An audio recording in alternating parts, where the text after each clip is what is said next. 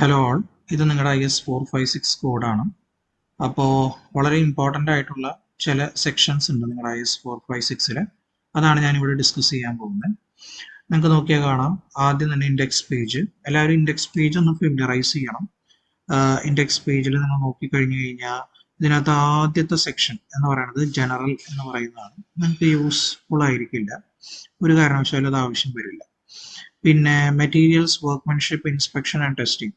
നിങ്ങൾക്ക് cement, admixture, aggregate, water ഇതുമായിട്ട് ബന്ധപ്പെട്ട് തിയറി ക്വസ്റ്റ്യൻസ് ഒക്കെ ചോദിക്കുകയാണെങ്കിൽ നിങ്ങൾക്ക് ഇതിൽ നിന്നൊക്കെ എടുത്ത് എഴുതാം. പക്ഷേ ചോദിക്കാനുള്ള സാധ്യത വളരെ കുറവാണ്. കോൺക്രീറ്റിന്റെ ഗ്രേഡ് എന്താണ്, വർക്കബിലിറ്റി ഓഫ് കോൺക്രീറ്റ് എന്താണ്, സ്ലം ടെസ്റ്റ് എങ്ങനെ ചെയ്യണം, സ്ലം ടെസ്റ്റിന്റെ കണ്ടീഷൻസ് അതൊക്കെയാണ് ഇതിനകത്തുള്ളത്. മിക്സ് പ്രൊപ്പോർഷൻ എന്താണ്, മിക്സിങ് എങ്ങനെ ചെയ്യണം, ഫോം വർക്കിംഗ് എങ്ങനെ ചെയ്യണം, ട്രാൻസ്പോർട്ട് എങ്ങനെ ചെയ്യണം, പ്ലേസിങ് എങ്ങനെ ചെയ്യണം, കോമ്പാക്ടിങ് എങ്ങനെ ചെയ്യണം, ഇതൊക്കെയാണ് സെക്ഷൻ 2 വരുന്നത്. അപ്പോൾ സെക്ഷൻ 2 കംപ്ലീറ്റ് ആയിട്ട് നിങ്ങൾക്ക് വരാനുള്ള സാധ്യത, അഥവാ ചോദിച്ചാൽ തന്നെ 3 മാർക്കിന്റെ 1-2 ക്വസ്റ്റ്യൻ എങ്ങാനും ചിലപ്പോൾ ചോദിക്കാം. ഓക്കെ, പക്ഷേ ചാൻസ് വളരെ കുറവാണ്. ഓക്കെ, ഇതിൽ ചോദിക്കാൻ സാധ്യതയുള്ളതെന്ന് വെച്ച് കഴിഞ്ഞാൽ, ഇപ്പോൾ ഫോർ എക്സാമ്പിൾ നമ്മൾ കോൺക്രീറ്റ് പഠിക്കുന്നതുകൊണ്ട് തന്നെ characteristic strength of the concrete എന്താണ് എന്നുള്ള രീതിയിലൊരു ചോദ്യം വരാം. ഓക്കെ, കോൺക്രീറ്റിന്റെ ക്യാരക്ടറിസ്റ്റിക് സ്ട്രെങ്ത് എന്താണ്, വർക്കബിലിറ്റി ചോദിക്കാനുള്ള സാധ്യത വളരെ കുറവാണ്. ഗ്രേഡുകൾ എന്തൊക്കെയാണ്, ഇങ്ങനെയൊക്കെ ചോദിക്കാം. പ്രോപ്പർട്ടീസ് ഓഫ് കോൺക്രീറ്റ് എന്താണെന്ന് ചോദിക്കാം. അത് ചോദിച്ചാലായി, അതല്ലാതെ ചോദിക്കാനുള്ള സാധ്യത വളരെ കുറവാണ്. നിങ്ങളുടെ മെയിൻ സെക്ഷൻ എന്ന് പറയുന്നത് സെക്ഷൻ 3 ഇവിടെയാണ് സ്റ്റാർട്ട് ചെയ്യുന്നത്.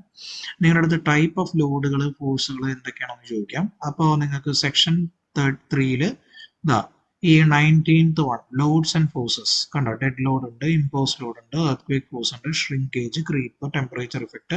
ഇത് കറസ്പോണ്ടിങ് ആയിട്ടുള്ള പേജുകളിൽ നിന്ന് നിങ്ങൾക്ക് അതിന്റെ ഡീറ്റെയിൽസ് കിട്ടും. ഡിസൈൻ ലോഡ് എന്താണ് എന്ന് ചോദിച്ചു കഴിഞ്ഞാൽ അതെ, ഡിസൈൻ ലോഡ് ഇവിടെ ഉണ്ട്, പേജ് നമ്പർ 33 നിന്ന് നമുക്ക് കിട്ടും. ഓക്കെ, പിന്നെ ഈ over turning, sliding, moment connection, lateral sway ഇത് നിങ്ങൾക്ക് ആവശ്യം വരില്ല.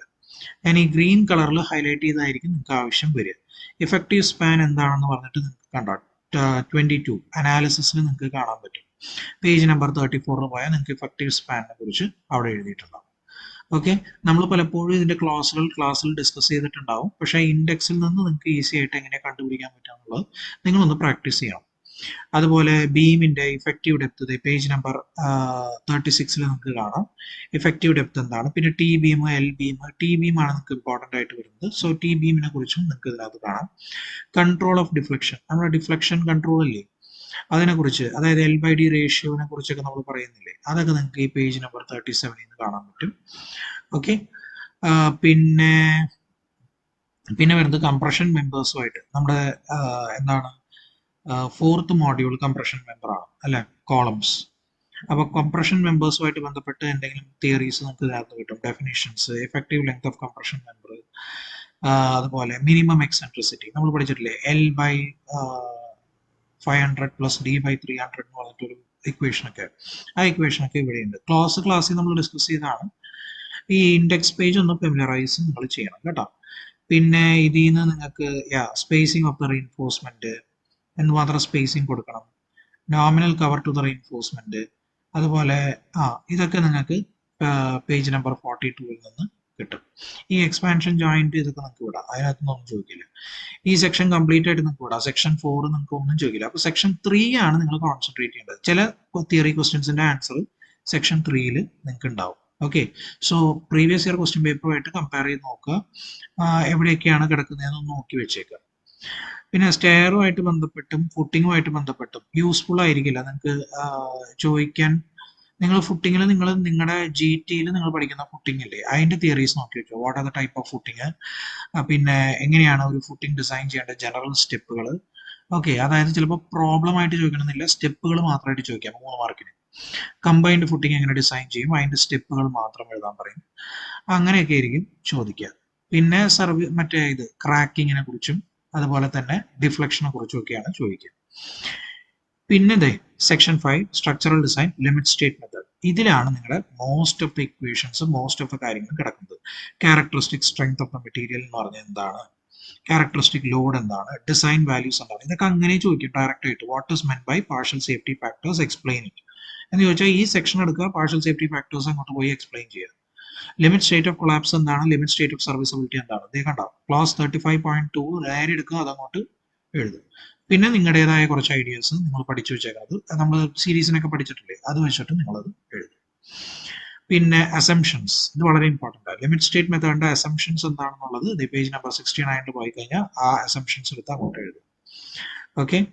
പിന്നെ കംപ്രഷൻ എടുത്തു കഴിഞ്ഞാൽ കംപ്രഷനുമായിട്ട് ബന്ധപ്പെട്ട അസംഷൻസ്, മിനിമം എക്സെൻട്രിസിറ്റി, ഹെലിക്കൽ റീഇൻഫോഴ്സ്മെന്റിനെ കുറിച്ച്, യൂണിആക്സിയൽ ബെൻഡിങ്ങിനെ കുറിച്ച്, ബൈആക്സിയൽ ബെൻഡിങ്ങിനെ കുറിച്ചൊക്കെ ഉള്ള ക്ലോസുകൾ കിടക്കുന്നത് ഇവിടെയാണ്, ക്ലോസ് നമ്പർ 39ലാണ്.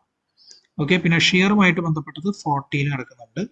ബെൻറ്റ് ബാർ കൊടുക്കുന്നതും അതുപോലെ തന്നെ നിങ്ങളുടെ എന്താണ് ഇല്ല bent bar, stirrups, inclined stirrups, vertical stirrups ഒക്കെ ഇവിടെ കിടക്കുന്നുണ്ട്. ടോർഷനുമായിട്ട് ബന്ധപ്പെട്ട് എന്തെങ്കിലും തിയറി ക്വസ്റ്റ്യൻസ് ചോദിച്ചു കഴിഞ്ഞാൽ you can take it from this section. 41 എന്ന് പറയുന്ന പേജിൽ നിന്ന് നിങ്ങൾക്ക് 41 ക്ലോസിൽ നിന്ന് നിങ്ങൾക്ക് എടുക്കാം, പേജ് നമ്പർ 74. പിന്നെ ഡിഫ്ലക്ഷനുമായിട്ട് ബന്ധപ്പെട്ടത് ക്ലോസ് നമ്പർ 42 ആൻഡ് സർവീസബിലിറ്റി അഥവാ ക്രാക്കിങ്ങുമായിട്ട് ബന്ധപ്പെട്ടത് ക്ലോസ് നമ്പർ 43 പേജ് 76. ഓക്കെ. പിന്നെ നിങ്ങൾ അറിഞ്ഞിരിക്കേണ്ടത് ഇത് നിങ്ങൾക്ക് കംപ്ലീറ്റ് ആയിട്ട് വിടാം കേട്ടോ. അതായത് ഇത് വർക്കിംഗ് സ്ട്രെസ് മെത്തേഡ് എന്ന് പറയുന്ന ഈ ഒരു മെത്തേഡിൽ ഇതിൽ നിങ്ങൾ നോക്കിക്കഴിഞ്ഞാൽ ലോങ് കോളം, ഷോർട്ട് കോളം എന്നൊക്കെ പറഞ്ഞ് കൊടുത്തിട്ടുണ്ടാവും, ടോർഷൻ കൊടുത്തിട്ടുണ്ടാവും. പക്ഷെ അത് വർക്കിംഗ് സ്ട്രെസ് മെത്തേഡാണ്, നിങ്ങൾക്ക് ലിമിറ്റ് സ്റ്റേറ്റ് മെത്തേഡേ ഉള്ളൂ കേട്ടോ.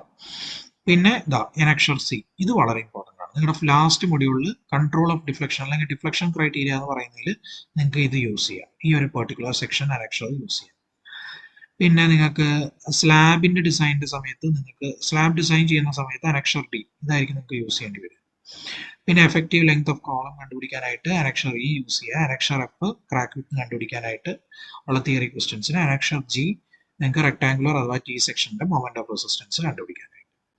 സോ ഇത്രയും ഹൈലൈറ്റ് ചെയ്തിരിക്കുന്ന ഇത്രയും കാര്യങ്ങൾ വളരെ ഇമ്പോർട്ടൻ്റ് ആയിട്ട് നിങ്ങൾ നോക്കിയിരിക്കണം, കവർ ചെയ്തിരിക്കണം. ഫൈൻ. സോ അത്രയാണ് ഈ വീഡിയോയുടെ ഉദ്ദേശം. Thank U.